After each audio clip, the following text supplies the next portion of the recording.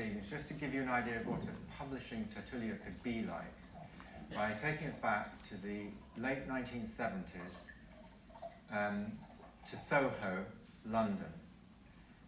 Tonight is a night which, while it marks 100 years of Nascimento's publishing, happens also to mark 50 years in publishing of Britain's first black publishing director, Margaret Busby, who was the Busby half of Alison and Busby.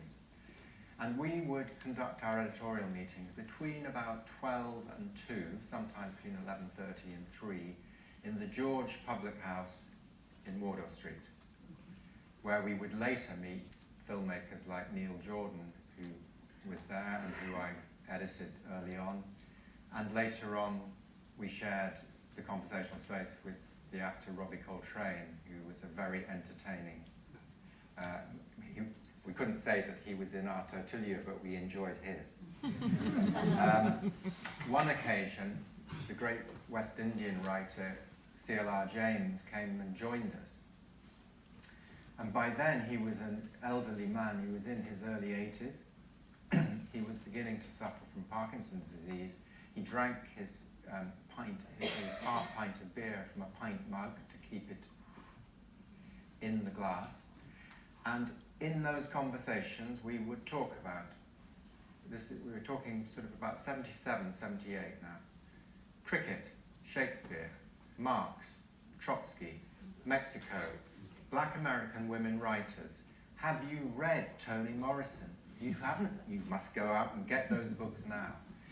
He was an absolute live wire, and we absolutely adored his company. We published all his books, republished all his books. The Black Jacobins, which was about the revolution in Haiti, Toussaint Louverture and all of that. But he was always interested in what we were publishing, and he was always making suggestions for writers that we might consider. And we loved him, and we published 3 volumes of his selected writings. And I cannot tell you what it was like to, but I'll try and give you an idea. The excitement about hearing about new writers, new ideas, new things that were happening was absolutely thrilling. So this idea of the Tertulia as the conversation out of which good things can come, I'm very glad to say, is alive and well. Even today, it takes different forms, and perhaps not a 2 or 3 hour lunch with a lot of beer in a pub in Soho, but nevertheless, those excited conversations matter. And the other thing that matters in publishing is the excitement that you as the editor feel when you first come across a really great writer.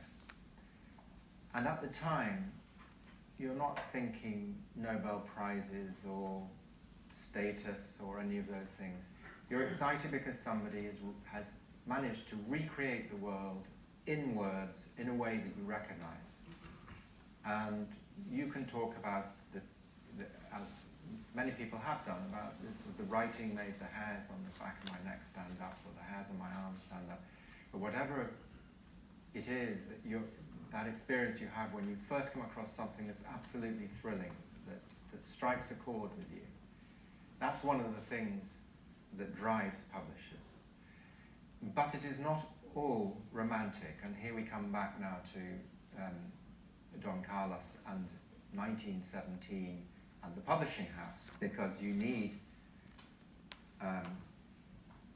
money, you need books, you need distribution, you need to let people know about what you're publishing.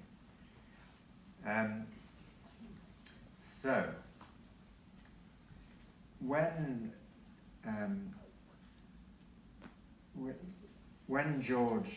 Carlos George-Nascimento found he had inherited a bookshop, don't forget this was the very bookshop from which he'd been dispatched some years earlier with dos pesos or whatever it was that he was given, and off he went down south.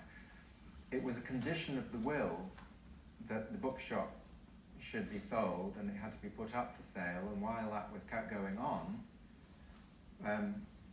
Don Carlos George-Nascimento had a look through this very small backlist that was there and found a history of Chile, which hadn't been in print for some years, so he thought, well, let's put it back into print. We need a history of Chile.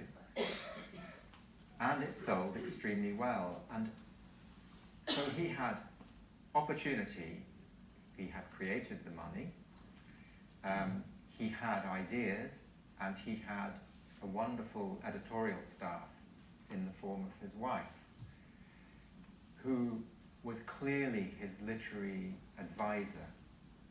And probably, I mean, the thing about a good publisher is you've got to be a good businessman, because you're dealing with all these works, you're looking after your author's money, you need to be reliable, because if you're going to create a list that people come back and want to buy, and bookshops want to buy more of your books, and your customers want to buy more, one of the things you must do is what the publisher at Writers and Readers Cooperative, no longer with us sadly, called Glenn Thompson, told me. He said, the most important thing, you've got to take care of business. So he was taking care of business, and he was excited by the books, and his wife was advising him. And this made an editorial team that clearly was a non-pareil. By the mid-60s, when he died, or it's 1967, they had 6,000 books on their backlist. And you saw, yes, they're up there now, the quality of the cover designs was absolutely fantastic. So you think, if you know British publishing and you've seen the books that are published by Faber, publishers of T.S. Eliot, more recently Seamus Heaney, and you saw those designs they were doing in the 1970s and 80s, there was a clarity of design, typographic design, of which this is a wonderful example. These works up here, and particularly the cover of the book where it all started for Pablo Neruda and Nascimento, 20 love poems and the Song of Despair. Now,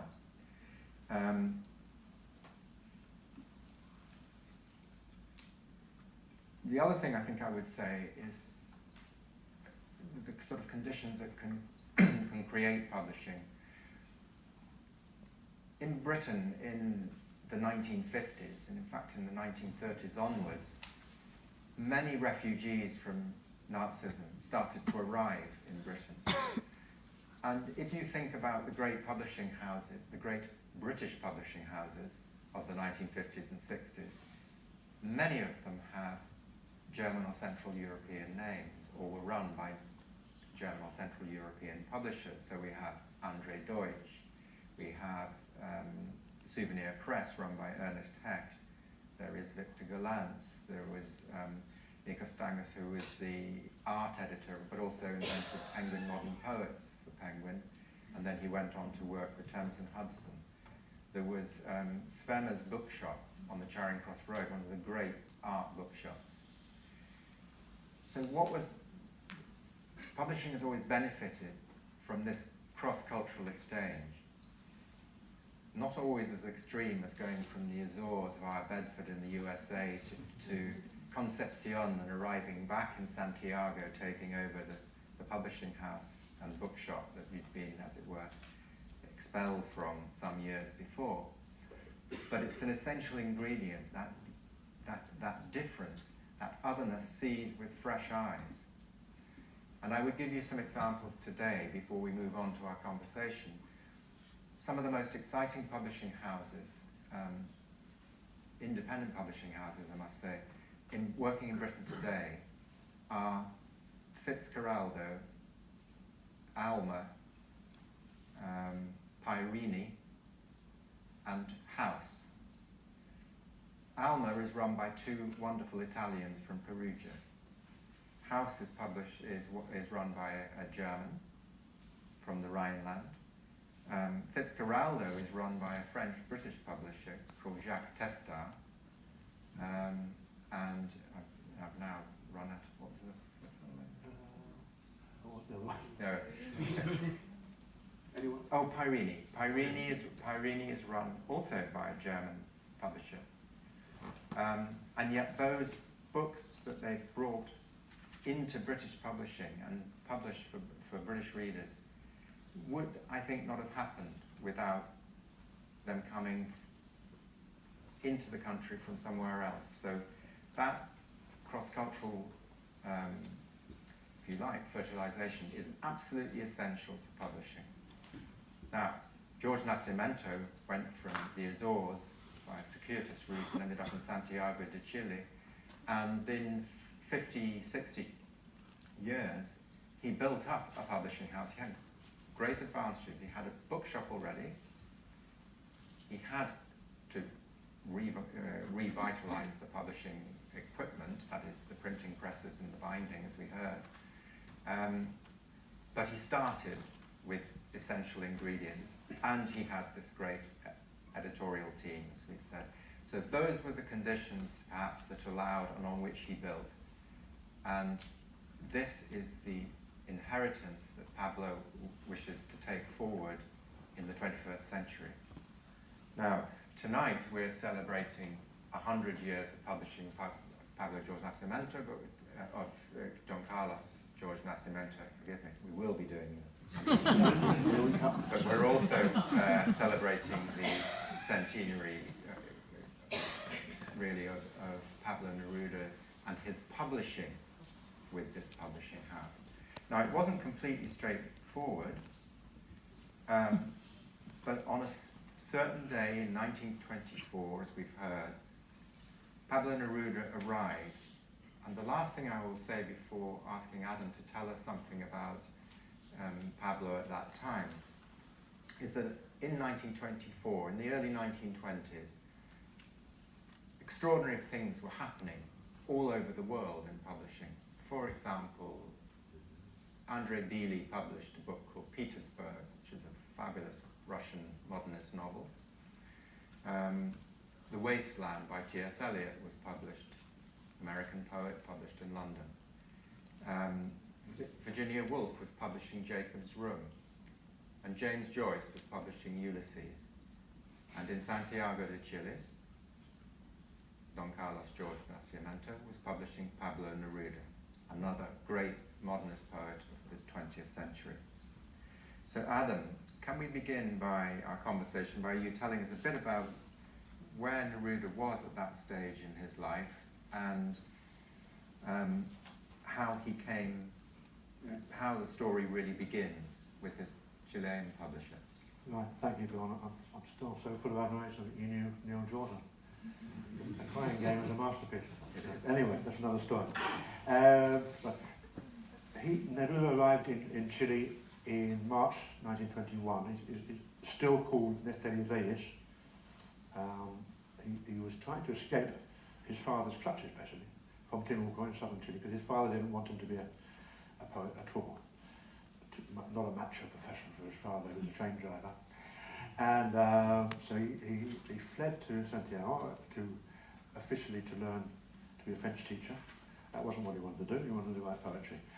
He published his first book, Crepusculario, Book of Twilights, not with Nascimento, the first edition, with Claridad, the student publishers.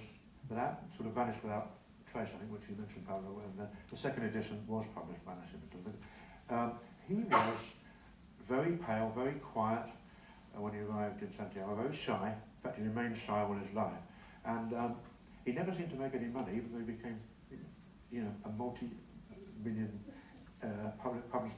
His books were published around the world in millions of editions. There's a quote from Pedro Prado, who was a Chilean writer and painter, who came across him on a public bench in Santiago, 1920s, one day, and Prado asked him, "Where are you living at the moment?" To which Neruda replied, "I'm not going to tell you the address because I haven't paid the rent. and they're going to shut me out tomorrow or the day after." This is Pablo Neruda. Around the time that the 20 love poems were about to be published.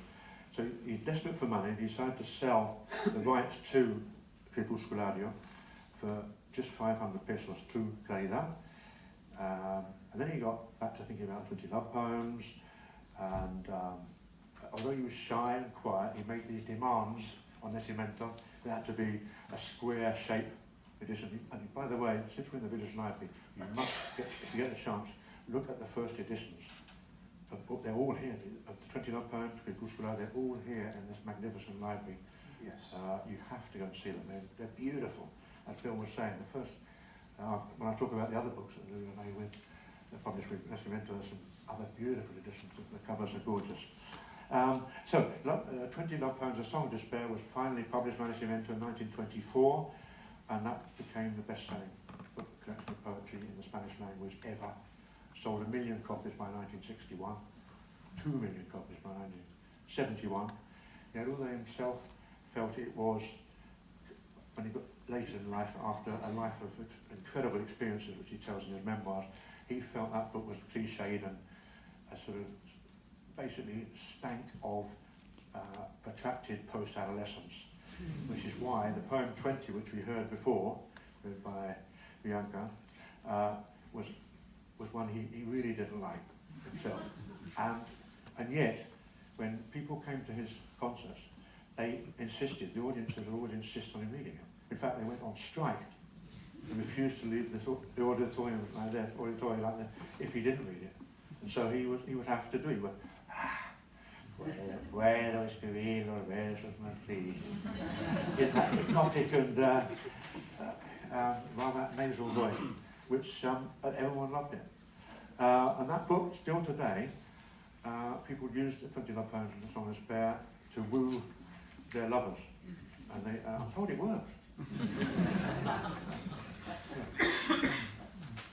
So, we're going to return to Neruda in a minute, but because we're also talking about the publishing house, I think it's important that we look at one or two of the other great poets that were published by Nascimento. And the first one, Adam, if you would tell us about, is a woman poet called Lucila Godoy y Alcayaga, who arrived, forgive the pronunciation, but who arrived around the same time as Neruda, quite extraordinary at the same time, but she's better known as Gabriela Mistral, who won the Nobel Prize. She was the first Latin American to win the Nobel Prize in any subject, never mind for literature, in 1945. And Neruda actually met her in Temuco when he was a child. He took his poems to her because Lucila, as she was then called, was the headmistress of the girls' school in Temuco, and Neruda took his poems to her, and she said, "No, they're not bad, but I advise you to read lots more Russian. Read the Russian classics." And so he did, and he always loved the Russians. And yes, so she was taken on board. Nascimento did not publish the first edition of Desolación, that was published in New York, but after that, Gabriela Mistral was Nascimento's one of their great authors, along with so many other women authors, which I don't think you mentioned, Pablo, but... No, I didn't. In fact, I think we should mention that we also have Catalina Herrera, who is the great niece of one of the first ones that was published by my great-granddad, which was Marta Brunet, and he first published her at 26 years of age, and it was really curious to see how, well, you know, she came from a very well-to-do family, and it was very difficult for a woman to get any sort of publishing. But I think my great-grandfather really could not care less whether it was a man, a woman, an extraterrestrial. The writing, the content needed to be great, and this is what Marta Brunet brought in her manuscript. In fact, it was so good that they said that she even writes like a man. Sorry, girls. And then, of course, not just Marta Brunet. I mean, there were several others, but he did put the first women authors out there. And you said, Pablo, that it didn't matter who the writer was, was the writing extraordinary. Now, one extraordinary writer was a mathematician and a physicist who arrived in the Nascimento offices with his first book, Cancioneros sin Nombre, collection, or Poem Without a Name, Antrizam, in 1937. Right. So would you like to tell us about... This is Don Nicanor Parra, who is still alive today. He is 103 years old. He is still pretty chirpy. You met him fairly recently. I just met him now. Yes. And again, Nascimento took him under his wing and published the Poemas y Antipoemas in 1954 and lots of other books. He's an extraordinary poet, very different from Neruda. They actually clashed quite a bit. I spent some time with Parra as well. But Parra was the one who memorably defended Neruda against his critics who said that such a vast output as Neruda's had was uneven. And Nicanor Parra told an audience in 1962 in Santiago, yes, ladies and gentlemen, but the Andes are also uneven. So, returning to Neruda, Actually, could I add something which I think is very, very interesting, because I was just very, very lucky. I was in Santiago a couple of months ago, and I contacted his grandson, his favorite grandson, who's called Cristobal, but I call him El Tololo. Tololo is the name of a massive,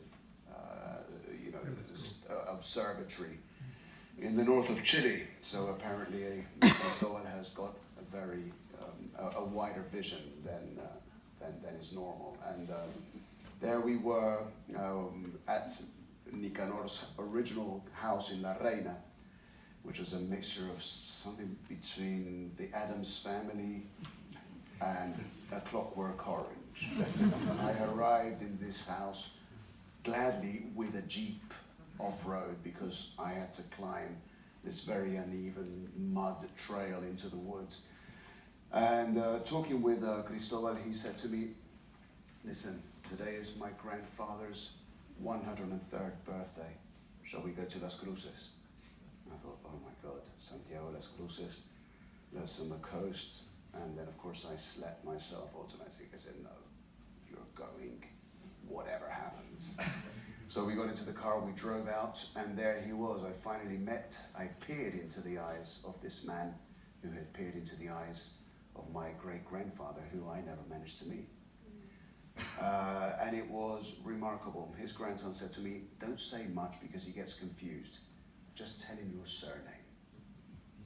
And so we went into the room. There he was with his nanny spoon-feeding him. And he noticed me and he looked at me like this. And he didn't say anything to me until finally, a few minutes later, he turns to Tololo and says, who's that? And he said, tell him. So I went and I said, Pablo George-Nascimento!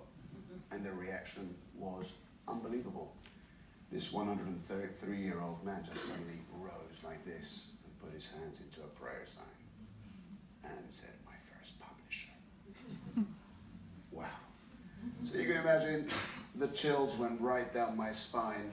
That was one of the most golden moments in my life, especially at this juncture when I'm lifting the lid on so much history and the history of this publishing house, and he's still alive, and I wasn't going to miss that privilege. Sorry, Bill. No. What a Tertulia is for, is a creative interruption. So that's just two other examples of the great writers that Nascimento published in that time.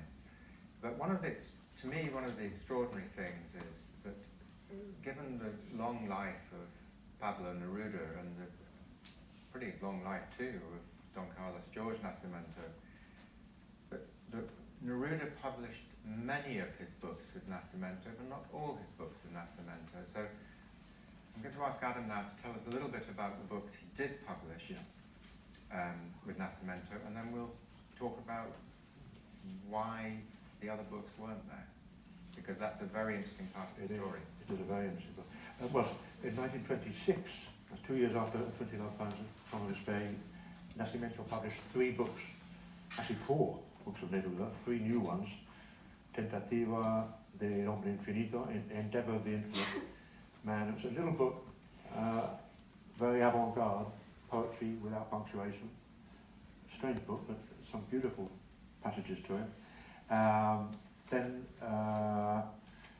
with the money that he got for that, Neruda at last, he managed to furnish his room in Santiago, which was completely bare before. He got a desk, some cushions, and even a live tortoise. Not sure what he did with the tortoise, but then he's still struggling for money, unbelievably, after 2 years after 20 Love Poems and A Song of Despair. Nascimento once came to the rescue of Neruda, commissioned him to write his only novella, called El Habitante y su Esperanza, the Inhabitant and His Hope, in the same year, 1926, and there was one more book, 1926, called Anillos, Rings, set of prose poems, which he co-wrote with his friend Tomás Lago. So 3 books, and then the second edition of Crepusculario came out under Nascimento. 1933, Nascimento published the first limited edition of what I think is one of Neruda's greatest books of poems, Residencia en la Tierra, Residence on Earth, just 100 copies, in a very expensive Dutch paper, Alpha Löwe paper. He started writing some of those poems back in the 1920s, and a bit later we're going to hear 3 poems from that book. Widow's Tango, The Magnificent, let me explain a few things, and Ritual of My Leg, which is hilariously changed the tone, lightened the tone a bit. Then there was a gap, mainly because he went into exile. Anyone's seen the film Neruda, Pablo F film, came out last year, and I was an advisor on the film. It tells the story of Neruda going into hiding after standing up and condemning his own president. So he had to go into hiding for a year of blind rats, and he wrote a lot of the Canto General there, which was published secretly. Couldn't be published by Nascimento because it had to be published in secret because he was a persona non grata. That was published in 2 clandestine editions in Chile, in Mexico first and then Chile. And the next book that was published by Nascimento of his was 1954 book, The Grapes, Las Uvas en Viento, The Grapes and the Wind, after he returned from his 3 years in exile in Europe. And he wrote those poems all over the place, in Prague, Paris, Peking, on the Trans-Siberian Express, or on a flight from China, Soviet Union, on a transatlantic liner. He could write anywhere. The amazing thing is he wrote good poems, even on a transatlantic line. I wouldn't be able to stand them in, I'd be seasick most of the time and stuff. And that's all about it. The Grapes and the Wind is probably tainted, I would say, most of it by socialist realism. There are a lot of poems about the burgeoning the Eastern European socialist parties and how well they're doing, how they're bringing freedom to the masses.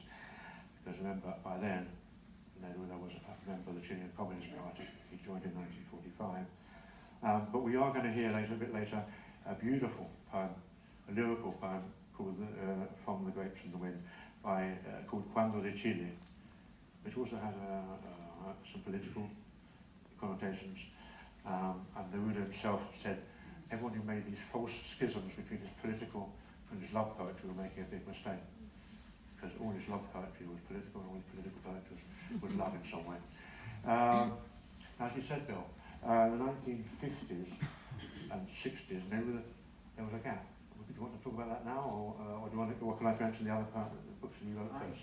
I think what we should do now, because the time is a little tight, is if you could just in a few words sum up. We're going to now skip forward through the 50s and 60s, and sadly Don Carlos George dies in 1967, and in the following 5 or 6 years there is a huge political movement builds up in Chile, and forgive me if I'm telling you things that you know already, but it's part of the story. And in fact, at one point, Neruda was going to stand for president of Chile, and then stood down in favour of the man who did win the election eventually, Salvador Allende. And Neruda's life is pretty much coterminous with the Pinochet coup. And I remember being at university when that happened, and being absolutely shocked to see British hunter jets, as they were the sort of tornadoes of the day, attack formation on the Moneda Palace. But that cataclysmic moment in world politics was followed by a quieter but no less long-lasting moment, which was the death of Neruda about 12 days after the coup. Could you just talk briefly about that, Adam, and then I think... Well, I'm going to be very cheeky, rewind for about 2 minutes. It's going to snap my head off by now, but anyway. It's just that in the 50s, Neruda wrote all these wonderful odes, and elementary odes. He didn't publish them with Nascimento, he published them with Losada, Buenos Aires, a publisher. Why did he turn to them? Is it because they were bigger all the way across Latin America, so you make more money? That kind of way that football players leave for a bigger team. We don't know. But I must point out that there was one beautiful book Nascimento published in 1956. It's called the Oda a la Tipografia, Ode to Typography. Absolutely stunning. I think it was the first edition here, because the cover is by Mauricio Amstead. Amstead was one of the men who arrived on the Winnipeg boat. He's one of the Spanish refugees that whose lives Neruda saved by shipping them out on the Winnipeg, 1939, from Bordeaux in southern France to Chile, 1939, and Neruda repaid him, and Nascimento repaid the favour by producing this beautiful book with an incredible cover by Amstead, one of the people whose lives he saved. Anyway, let's go back to come to the present day, and the coup, 1973. We're actually going to hear one song, one poem, Aquí me quedo, from the last book that was published in Neruda's lifetime, Incitación al Nixonicidio, incitement to Nixonicide. As you imagine, it's an attack on the American CIA's interference in the legally, democratically elected government of Salvador Allende. He wrote that book, and we're going to hear in 1973. It was published in February 1973, and we're going to hear Aquí me quedo from that a bit later. But then he died on September the 23rd, 12 days after the military coup. Some of you may know that his body was exhumed on April the 8th, 2013. I know that date very well because I was in the BBC studios, and they were interviewing me there, and then suddenly it went quiet, and I was turfed out of the studios. I said, what on earth's going on? They said, sorry, but Margaret Thatcher's just died. Margaret Thatcher, even in death, ladies and gentlemen. Margaret Thatcher caused me some problems. But that's another story yet again. But they exhumed his body. His remains were sent to 4 countries. This is a Nobel Prize winning poet. And just a few months ago, a couple of months ago, they officially declared that he hadn't died, or his death wasn't caused by cancer, which is what everyone assumed, and there was some mysterious bacteria found in the remains, and they're going to look again at those, and between 6 months and a year, they'll know for sure whether he was murdered, whether he was poisoned, which is the accusation of his chauffeur, Manuel Araya, who said he was actually injected with a poison in the Santa Maria clinic in Santiago as he was lying ill, and that actually killed him, that injection.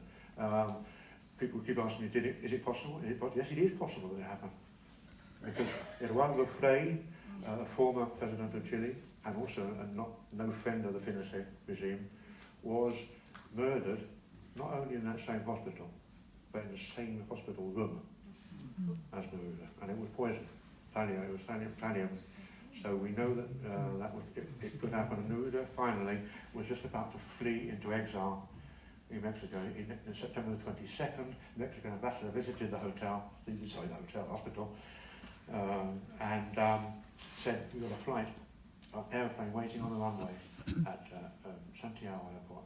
Please take it immediately, because your life's in danger. Fly out, we've got the best doctors, cancer doctors, go to Mexico, and that was the 22nd, Saturday. Neruda said, I want to wait till Monday, please, I've just got some things to sort out. And he died on the Sunday between the 23rd. So, it's a possible thing, it's a possible story. But Neruda keeps bringing these stories forward, we keep discovering new works, new poems, they've just discovered some new poems appeared, and new extracts from his autobiography, which haven't been published in the official memoirs from Física y Vida, have been discovered in Chile. So things are happening every day. He's a wonderful poet, a wonderful man of action and words, and he meshing beautifully with Nascimento, this man of words, who through his actions brought so many wonderful writers to the world's awareness. Thank you very much, Adam, and I think we bring this section to an end at that point. Thank you. Thank you. Thank you.